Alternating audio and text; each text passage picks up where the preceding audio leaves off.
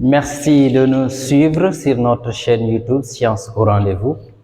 Aujourd'hui, nous allons partager avec vous une séquence d'exercices d'application sur les lentilles MES en classe de 3e.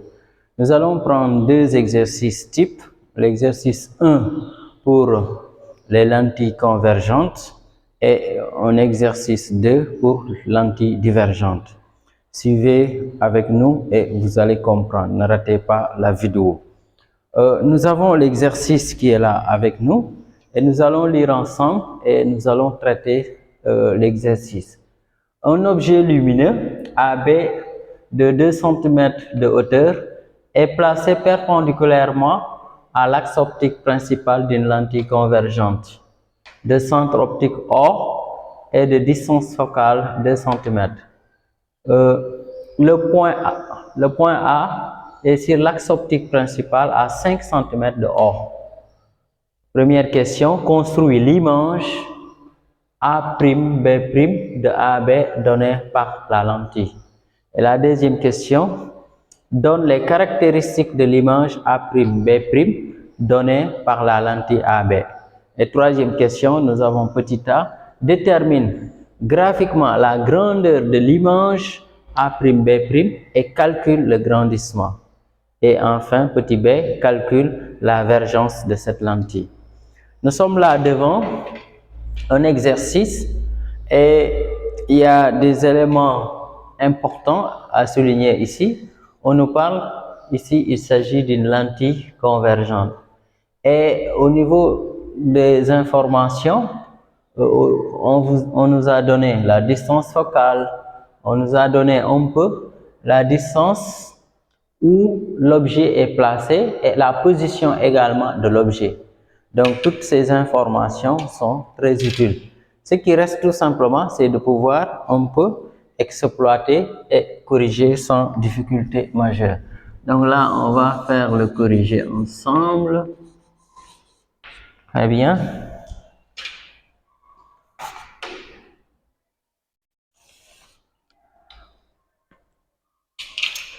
La première question, on nous demande de construire l'image. On va dire tout simplement, construisons l'image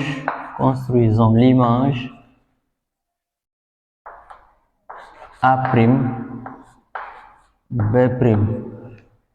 donnée par l'objet AB, donnée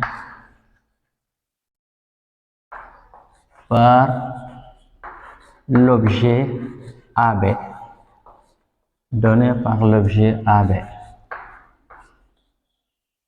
donné par l'objet AB. Ok, donc ici pour construire l'image, il s'agit tout simplement de faire un schéma en quelque sorte. Ici, nous savons que c'est une lentille qui est convergente, donc je vais construire d'abord la lentille. Ici, la lentille, on connaît un peu le symbole d'une lentille. Ici, je prends 5 et là, je prends la moitié. Et c'est ça, vous voyez bien. Vous voyez bien. C'est ça le symbole de la lentille convergente. C'est en fait un segment, si vous voulez, placé verticalement et aux extrémités des flèches comme ça. Et ici, j'ai mesuré 5, j'ai pris le milieu, donc le milieu constitue ce qu'on appelle le centre optique. Et le centre optique, on l'a nommé O. Maintenant, là, nous allons tracer ce qu'on appelle l'axe optique principal. L'axe optique principal. Ici, j'ai mon équerre. L'axe optique principal, c'est l'axe qui est perpendiculaire au plan de la lentille. Parce que vous savez que tout axe qui passe par tout rayon lumineux qui passe par le centre optique est appelé axe optique. Mais l'axe optique qui est perpendiculaire au plan de la lentille, c'est ce qu'on appelle l'axe optique principal. Et l'axe optique principal est important. Donc, on a besoin chaque fois de... Ok, là, avant d'enlever la règle, je peux profiter pour placer les foyers. Ici, on nous dit la distance focale est de 2 cm.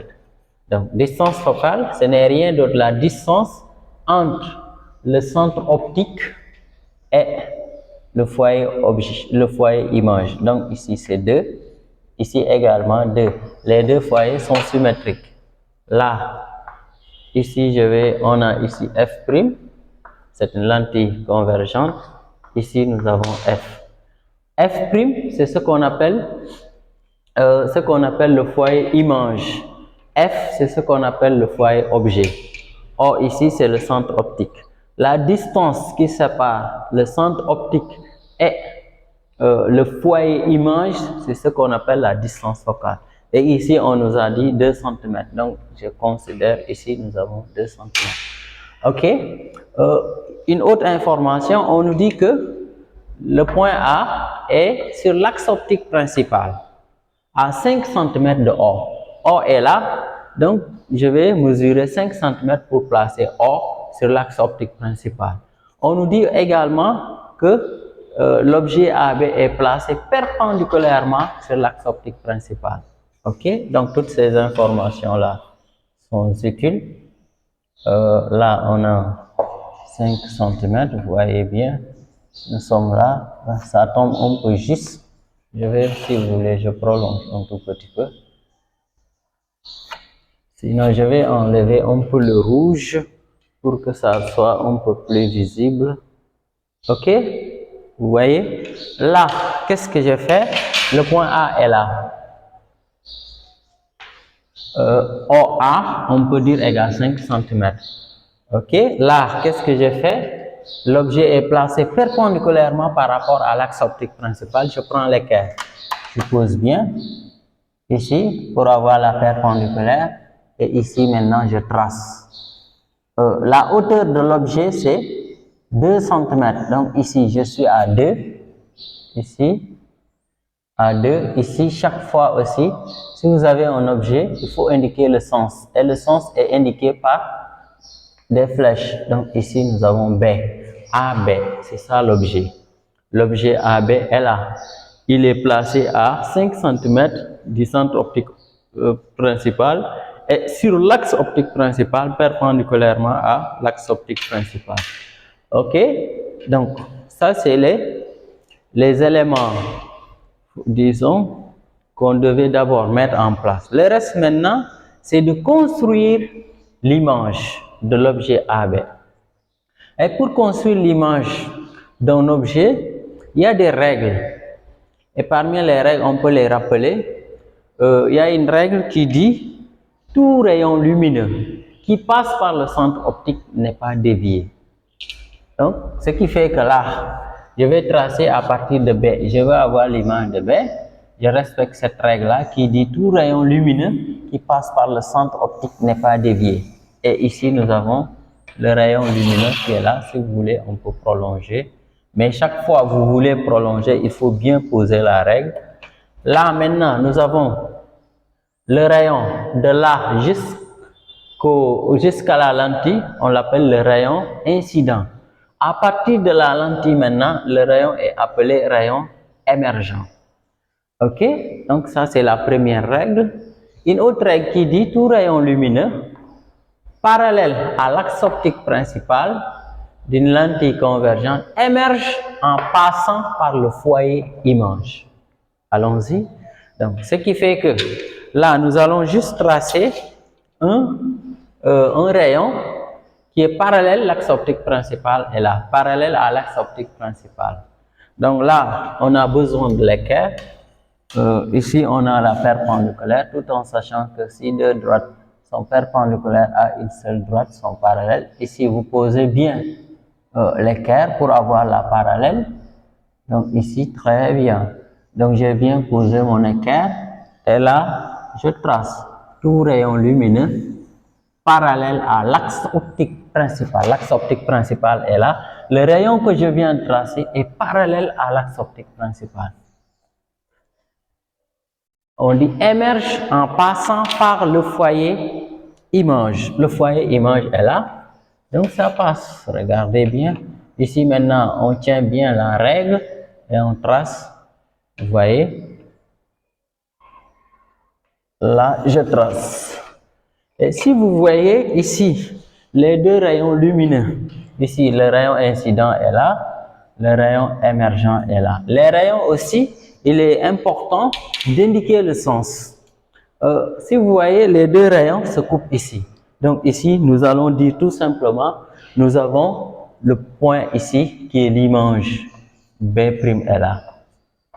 Maintenant, pour avoir A', c'est très simple. Il suffit tout simplement de prendre l'équerre et de tracer un segment qui passe par B' et qui est perpendiculaire à l'axe optique principal.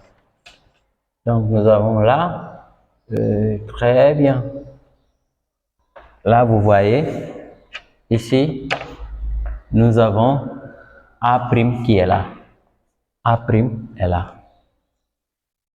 Donc l'image A', B', c'est ce que j'ai tracé ici en jaune. Donc c'est vrai, c'est tout simplement ça. On a l'image de l'objet AB donnée par la lentille. Donc ce qu'il faut comprendre ici, chaque fois on veut construire d'abord, il faut bien tracer la lentille et le symbole d'une lentille convergente, c'est tout simplement ça. Un segment qui est posé verticalement avec deux flèches comme ça. Et maintenant, on place les foyers. Il y a foyer objet après la lentille, foyer image après la lentille et foyer objet avant. Et le reste, il y a les règles de construction. Tout rayon lumineux qui passe par le centre optique n'est pas dévié. Tout rayon parallèle à l'axe optique principal émerge en passant par le foyer image. Et les deux rayons se coupent. Donc, j'ai le point B' et je peux avoir le point A'. C'est tout simplement ça. On continue. Là, on donne les caractéristiques de l'image A', B' données par la lentille AB. Ici, on va dire là, non, c'est 2. On va dire donnons les caractéristiques,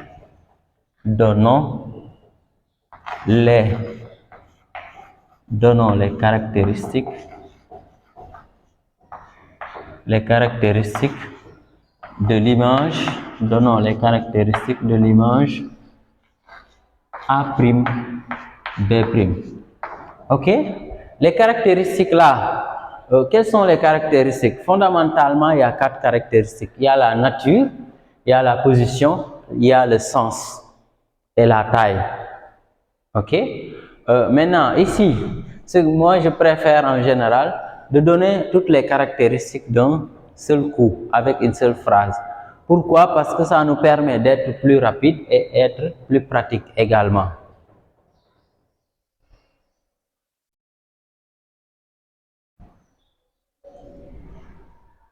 Ok? Là, on va dire l'image, on donne les caractéristiques. L'image A', B' et on donne la nature d'abord. L'image ici est réelle. Quand est-ce qu'on dit que l'image est réelle? Si l'image se forme sur un écran après la lentille. Et ici, nous avons là, cette partie-là est considérée avant la lentille, après. Autrement dit, l'objet et l'image se situent dans deux demi-plans qui sont différents. Si vous prenez la lentille, sépare en fait le plan en deux demi-plans. Si les deux, l'image et l'objet ne sont pas dans le même demi-plan, on va dire tout simplement l'image est réelle. Autrement dit, si l'image est formée après la lentille, on va dire l'image est réelle. Ok? Maintenant, l'image est réelle. Souvent, dans cette partie, la position est incluse. Parce que la position, si on parle de la position, on dit avant ou bien après la lentille. Et ici, si on dit c'est réel, on sait que c'est après la lentille. Donc, ça veut dire la position. On n'aura plus besoin de dire quelque chose sur la position. Maintenant, ici, le sens. Et le sens, c'est très simple. Vous regardez la position, le sens de l'objet par rapport au sens de l'image. L'objet, c'est vers le haut, comme ça, comme sens, et l'image vers le bas. Donc, les sens sont opposés. On va dire tout simplement, l'image est renversée. Non pas inversée, il faut dire renversée. Maintenant, on va la taille, on compare la taille de l'image par rapport à la taille de l'objet. Et il y a trois possibilités. Soit la taille de l'objet, l'image est égale à la taille de l'objet, soit elle est plus grande, soit elle est plus petite. Donc, il n'y a que ces trois possibilités. Ici, on voit nettement que ça, c'est la taille de l'image ici. La hauteur, si vous voulez, est plus petite que celle de l'objet. On va dire est plus petite